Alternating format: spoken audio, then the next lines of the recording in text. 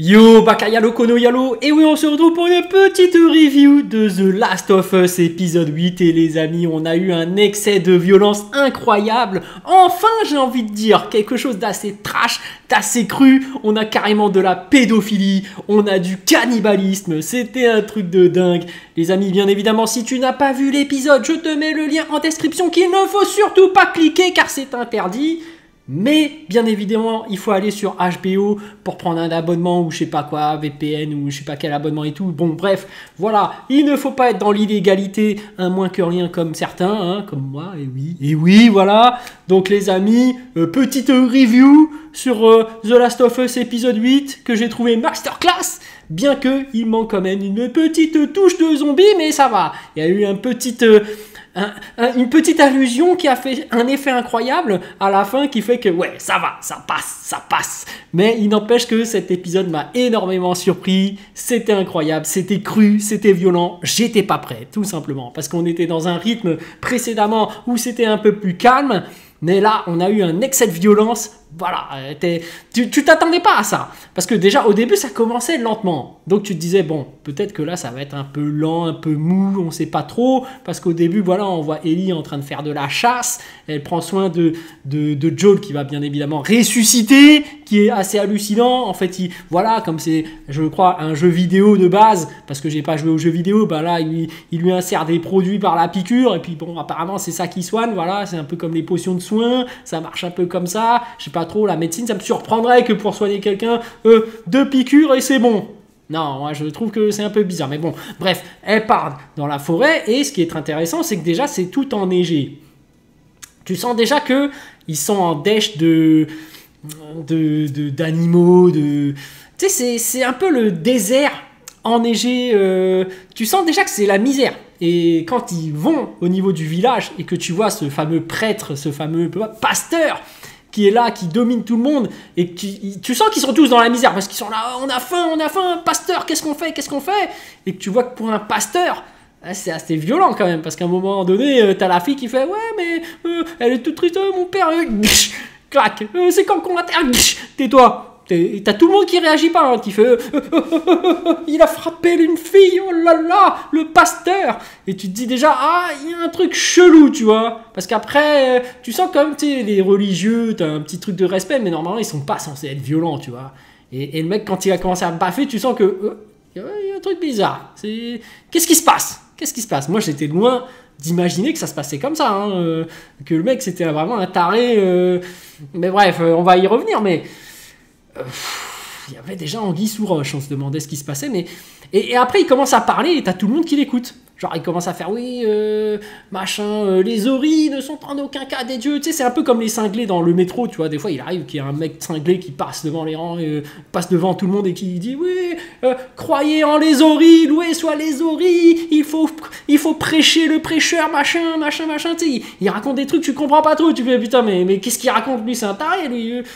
Qu'est-ce que tu dis? Et là le pire c'est que tout le monde l'écoute et que tout le monde a peur et tu te dis comment ce mec est arrivé au pouvoir? Parce que c'est chelou. Et c'est là que tu te rends compte que dans un monde post-apocalyptique, c'est parfois quand tu es dans la misère que tu n'as plus la raison suffisante et tu te rallies à des gens assez fous qui peuvent t'amener à une situation bizarre, tu vois, à des sectes, à des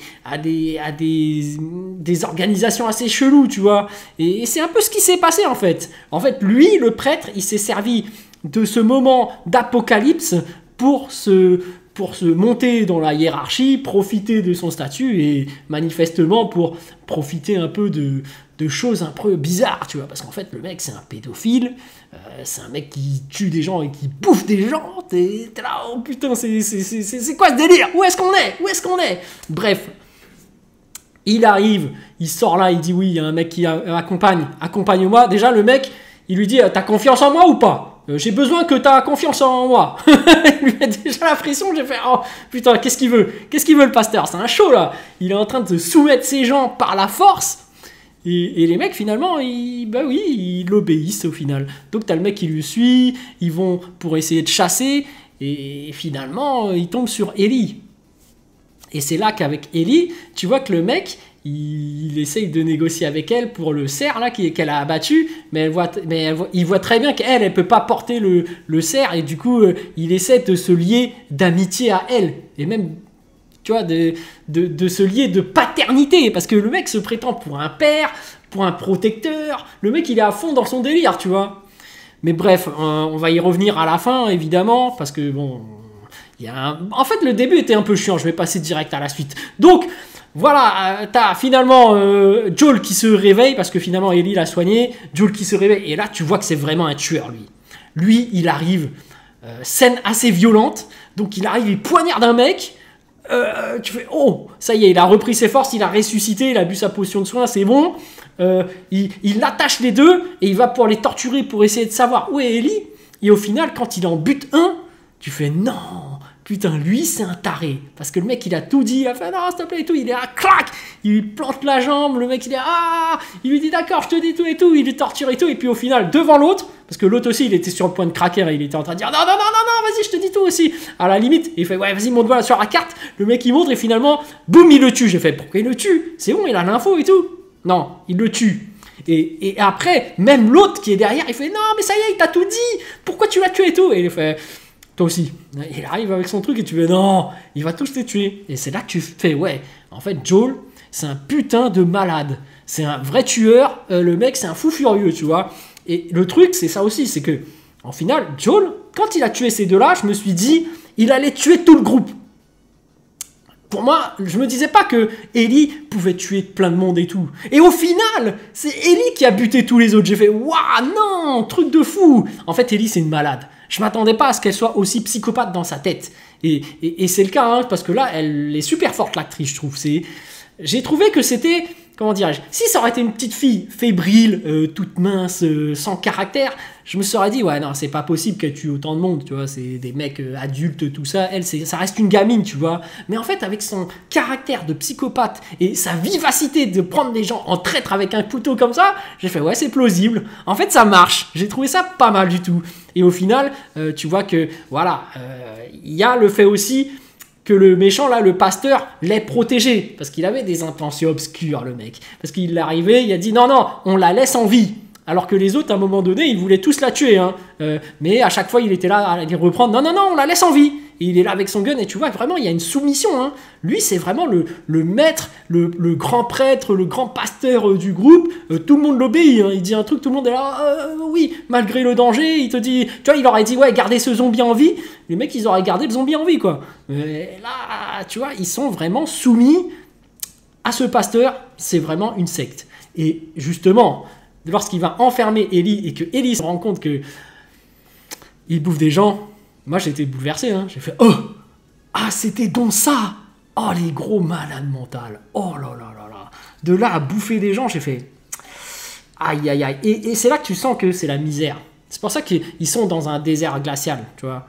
Pourquoi il n'y a rien autour, pourquoi il fait si froid, et pourquoi depuis le début ils disent non non mais on meurt de faim, non mais il faut économiser, non mais là c'est chaud et tout. Parce qu'en fait, ils sont tellement dans la misère qu'ils se bouffent entre eux. C'est une telle violence. Mais c'est là aussi que c'est incohérent quand même. Parce que dans la ville d'à côté, juste à côté, il y avait plein de singes. T'as qu'à bouffer du singe tant que tu manges des hommes. Vas-y, profites-en, il y a plein de singes. Attends, voilà. Mais voilà, moi je trouve que c'est assez glauque quand même, assez... Voilà. Mais bref, en plus, le mec, t'apprends qu'en plus d'après, c'est un pédophile. Mais il a des ambitions, hein, le pédophile. Il dit, je veux que Ellie, toi, tu deviennes plus ou moins ma femme. Puisque tu as des ambitions, tu as de la violence en toi, il a vraiment des goûts bizarres. Tu sens que le mec, c'est vraiment le mec qui se promène dans le métro et qui fait « Oui, prêchez les oreilles, prêchez les oreilles. » Le cordyceps, il est là, le cordyceps, il faut sacrifier des gens, jetez-les dans le cachot et puis brûlez-les, mangez-les. Il raconte des délires. Franchement, les mecs dans le métro, ils font flipper. Hein. Des fois, quand ils sont là « Oui, soumettez-vous à Dieu des oreilles, de je sais pas quoi. » T'es là, En plus, des fois, tu sais, c'est des gens qui s'en sortent pas dans la vie, c'est des clochards, tu vois, ils sentent mauvais, tu te dis putain, il me touche, il va m'infecter, c'est un zombie, fait plein de maladies, dégage. Enfin bref, ça se fait pas hein, pour ces gens-là, c'est difficile pour eux, on sait que c'est quand même la misère sociale, il y a des gens qui sont pauvres et qui ne s'en sortent pas dans la vie, mais en plus ils délirent dans leur truc des oreilles, je ne sais pas quoi, des grands prêtres. compliqué de les aider en plus. Parce que des fois, t'as voulu leur donner de la bouffe ou autre, le lendemain il est là, il recommence à parler de ses oreilles ou de je sais pas quoi. Arrête. Arrête ton délire. Va bosser, essaie de trouver du travail, essaie de devenir normal, quoi, au lieu de raconter des trucs bizarres. Bref, quand t'es dans un milieu post-apocalyptique, c'est ce genre de mecs qui peuvent prendre le coup de pouvoir parce que les gens sont tellement dans le désespoir qu'ils se disent « Ah, lui, le mec qui parle, il a peut-être raison !» Tu sais, c'est même toi qui as perdu la raison, j'ai envie de dire. Pour croire un mec comme ça, c'est chaud. C'est chaud, je suis désolé. Mais bref, le mec a quand même toute sa tête, mais ce méchant-là, ce pasteur... Ouais, c'est chaud quand même, parce qu'il veut vraiment se taper Ellie. Il bute des gens, il les bouffe, il fait bouffer des gens aux autres. Et c'est ça le truc aussi, c'est qu'est-ce que les autres sont conscients qu'ils bouffent des humains? Ça aussi. Moi, je me suis dit peut-être que les gens ne savent pas, parce que la fille, quand elle s'est fait gifler, en même temps elle a peur. La mère, elle avait plus ou moins peur, mais en même temps c'est sa fille, donc elle avait envie d'intervenir. Est-ce qu'elle le sait? Ça c'est pas dit dans l'histoire, donc on sait pas trop, mais d'un autre côté peut-être qu'elle le savait parce qu'elle se dit non mais fais pas grand chose, fais pas la maligne parce que sinon ils vont me sacrifier, on va se faire bouffer ou je sais pas quoi. C'est chaud, mais n'empêche, grosse farouche bataille d'Ellie contre tous ces mecs. Donc à un moment donné elle arrive à prendre la main du pasteur et à le tordre ou je sais pas quoi là à l'intérieur du cachot. Ça je me suis dit ouais, c'est un peu abusé quand même. Une petite fille capable de briser la main d'un adulte qui se doute de ce qu'elle va faire en plus. T'es un peu con on va dire, mais bon allez, pour le scénario ça passe. Ensuite elle arrive à poignarder le mec, paf, poignarder un des mecs et face au pasteur finalement elle s'en sort. Et elle arrive à le buter, et quand elle le bute, t'as cette scène de sauvagerie où elle le plante, elle s'arrête plus. Tu te dis putain, mais c'est vraiment une tarée cette meuf. C'est une tarée aussi, parce que là elle est déchaînée, elle a tué plein de gens, c'est une extrême violence, et pourtant lors de la dernière scène, j'ai cru que Joel allait intervenir. Parce que voilà, quand elle a jeté son truc et enflammé la zone, je me suis dit à un moment donné, quand ils ont zoomé sur Joel, tu te dis peut-être qu'avec les flammes, tu vois, il va localiser les lieux et faire « Oh, il y a des flammes, je vais aller voir ce qui se passe là-bas. » Et puis boum, il va arriver, il va tuer des gens. Mais en fait, non. En fait, elle s'en sort très bien avec un simple couteau. Elle arrive à buter tout le monde. Tu fais « Wow, c'est vraiment une folle furieuse. » Et d'un autre côté, tu peux dire...